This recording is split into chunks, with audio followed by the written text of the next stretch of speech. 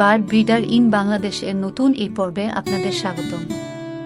এবারের কন্টেন্ট এ আপনি জানবেন কিভাবে জাভা পাখি পালন করতে হয় এবং জাভা পাখির দাম কত, এছাড়া কিভাবে জাভা পাখির ব্রিডিং করাতে হয়, এরা কতদিন বয়সে ডিম বাচ্চা করে, কিভাবে জাভা পাখির জন্য খাদ্য তৈরি করতে হয়, প্রতি মাসে জাভা পাখি কত টাকার খাবার খায়, এই সব কিছুর বিস্তারিত। আর আপনি যদি এক জোড়া জাভা পাখি কিনতে চান এবং নতুন সেটআপ তৈরি করতে চান, সেক্ষেত্রে আপনার কত টাকা খরচ হতে পারে সেটাও ভিডিওতে বলে দেব। সাধারণত জাভা খুবই চঞ্চল প্রজাতির একটা পাখি, এরা খুব সহজে পোষ মানে না।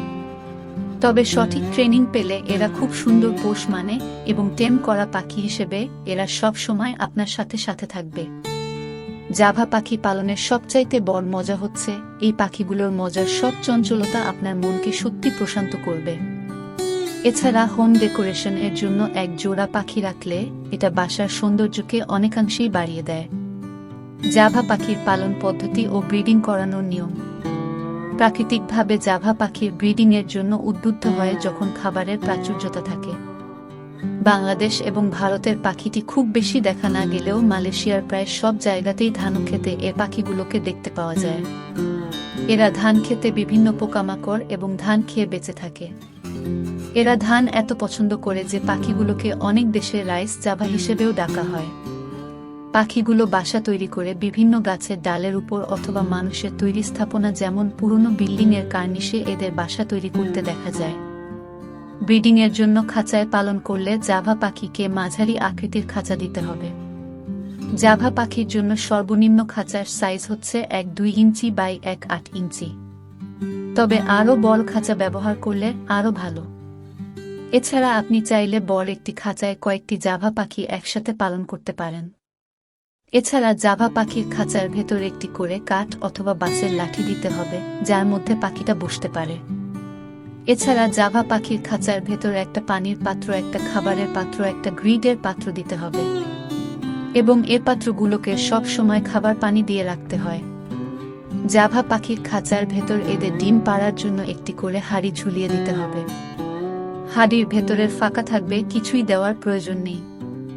আর মাঝে মাঝে এই হাঁড়িগুলো থেকে পাখির মলগুলো পরিষ্কার করে দিতে হবে। জাভা পাখি পালন করলে এদের খাঁচাগুলোকে বাসার বা ঘরের এক কর্নারে রাখতে হবে যেখানে মানুষের যাতায়াত কম। এছাড়া বারান্দায় রাখতে পারলে আরও ভালো। জাভা সাধারণত বছরের সব সময় ব্রিডিং করে থাকে। জাভা পাখি বছরে 4 থেকে 5 বার বা সর্বোচ্চ 6 বার ডিম বাচ্চা উৎপাদন করে। মিটিং করার পরবর্তী 1-0 থেকে 1-5 দিনের মধ্যে পেটে ডিম তৈরি হয়ে যায়। তার মানে আপনি যদি পাখিকে মিটিং করতে দেখেন তবে পরবর্তী 1-5 থেকে 2-0 দিনের মধ্যে পাখি ডিম দেয়া শুরু করবে। জাভা সাধারণত 4টি থেকে 8টি পর্যন্ত ডিম দিয়ে থাকে। ডিম দেওয়ার সময় এরা প্রতিদিন একটি করে ডিম দেয়, আবার কখনো কখনো ডিম পাড়ার সময় একদিন গ্যাপ দিয়ে দিয়ে ডিম দেয়।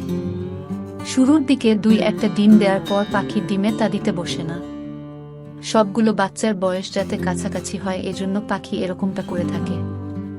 একসাথে 4-5টা ডিম হওয়ার পর থেকে পাখিগুলো ডিম এটা দেয়া শুরু করে।